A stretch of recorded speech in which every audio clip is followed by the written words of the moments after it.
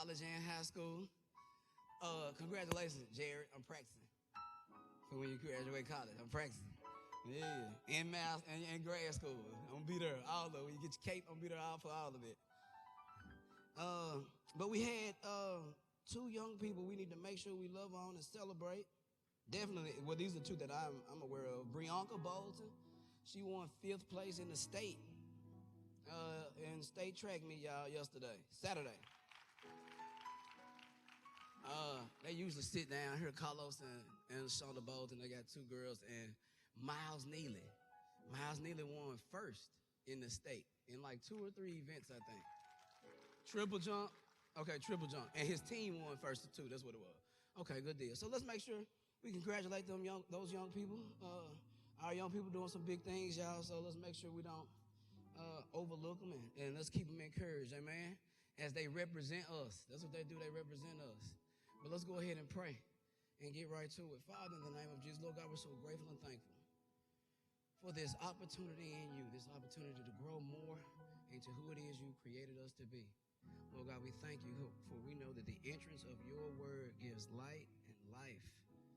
And we are so appreciative for the direction that you are giving us for our lives in this moment, Father. We completely submit this time to you. Holy Spirit, make scripture plain, speak to us, and show us those opportunities where we can better represent your more perfect will, more perfect way for our lives. In Jesus' name we thank you. Amen. Amen. Family, we are still dealing with Jesus being the ultimate transformer. It's a 4-part series. We have been doing becoming a better you. And we've dealt with going from death to life. We've also dealt with, now we're still going from sin to holiness. That's where we are now. So a little review, because we're maybe 5 weeks in. And this lesson calls for us to go Ephesians 4:24, but we know that that's kind of in the middle of a thought, but that's what we're encouraged to put on a new man and put on a new self and carry ourselves different. So this is where we are. We've been going through Ephesians, and today we need to go through Ephesians 5. We're going to go through verse 13, but I kind of wanted to keep the thought together so we can kind of really get a gist of what's being communicated. So here we are, Ephesians 4:22 through 24. Now we dealt through with 17, but y'all know I can't go back and read all that. Like I can't. The word be so good to me. I get that from my mama that I can't just keep going.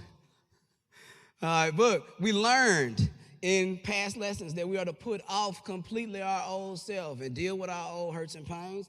We learned that we are to continually, say continually. No, it's fine. He probably waiting on us to read the scripture. Continually. So that means over here. Yeah, did nobody start praying or nothing. Everybody just watching the show. Come on. So we are to what? Continually what? Be renewed. Continually. We are to be continually learning new things about ourselves. We are to continually be growing. Amen? Continually to be renewed in the spirit of our minds or our attitudes. We're to put on our new self, renewed nature. Our new self, it should be a renewed nature. You shouldn't be able to just do some of the things that you were able to do without it bothering you, without it being a bell or something goes off that I don't do this anymore, or this ain't healthy, or this ain't beneficial, or this might hurt them. Amen? Living in true holiness. This is when we get to my favorite part. Now, it says true holiness because in Ephesians 4:24, it says to put on the new man created in true righteousness and true holiness. And so oftentimes we don't notice, and we use the analogy of being lost. If you've ever been lost driving, you don't really notice. Well, some of us notice that we're getting lost.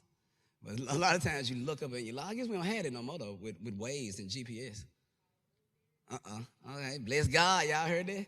But a lot of times when you find yourself lost, you find yourself lost. Had you known you were getting lost while you were getting there, you would have done something different. Same way with true holiness, a lot of times there is a false holiness and a self-righteousness, and you don't really realize that you're in it, but what you know is everything ain't really clicking like you needed to click. Everything ain't hitting like you needed to hit. And you may want to check your walk, check where you are, check what else it is that you can modify. And what I really liked about this, well, we're going to look at this definition for sozo, for saved. That's the Greek word sozo in salvation. But the thing that I really liked about this is when it exhorts us or encourages us to move into true holiness, when it goes on, it leads into us telling us to become an imitator of God, like imitate God. And we all want to imitate God in our finances, right? We want to imitate God in lifestyle. But sometimes you have to imitate God in forgiveness. You got to imitate God in mercy. You got to imitate God in grace. And we forget that you can't imitate God in those situations apart from having gone through something that requires you to pull on it. Amen? So when it gets to walking in true holiness, and we're going from sin to holiness, it's going to deal with you imitating God in any given circumstance. When you get bad news, what would God say? Oh, you're right, or would God speak what he wants to see? So we're going to look at it closer today, but when it deals with salvation, and what we learned past weeks, that living in true holiness is living a life that expresses to God our gratitude or us being thankful for salvation. So what does salvation mean? It was the Greek word sozo.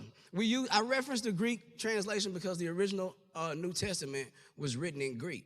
So a lot of times when God told those people to write something down, it meant something different to them than what it means to us. So when you go back to the original translation of the word salvation, it means to save. So we are to live our life in expression of gratitude and thankfulness that we're safe, right? And that we're safe and sound, and that we don't have to worry about things even though it looks like it may harm us, right? We're going to live a life that expresses our being thankful that what looks like it may harm us can't. Slado, let him sit right here. You felt it, didn't you? I needed it. I needed that. Appreciate it.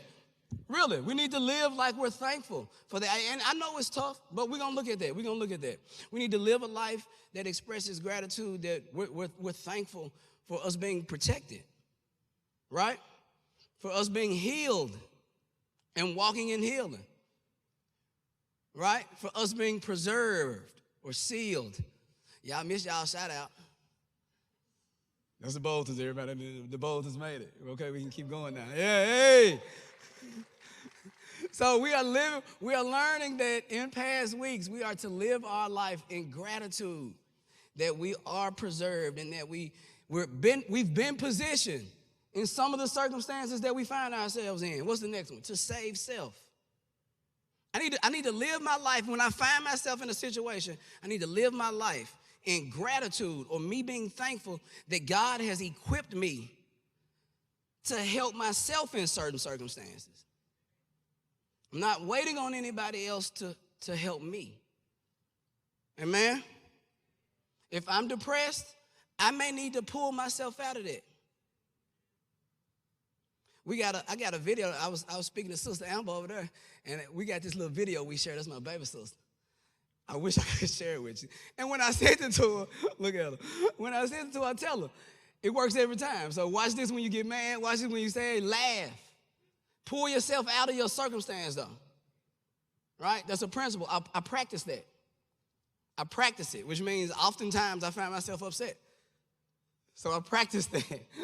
I'm glad I got past it, though. So another one was living our life in gratitude, right? That we're going to do well in whatever the circumstance is. Now, what are we talking about? What this new self is supposed to look like. Because our old self will get bad news, and we worry about the news. And a lot of times, I read this somewhere, and it said, it's not our situations that are hurting us. It's our thoughts about our situations. So a lot of times, We need to know that it's God's intention in many circumstances for us to do well.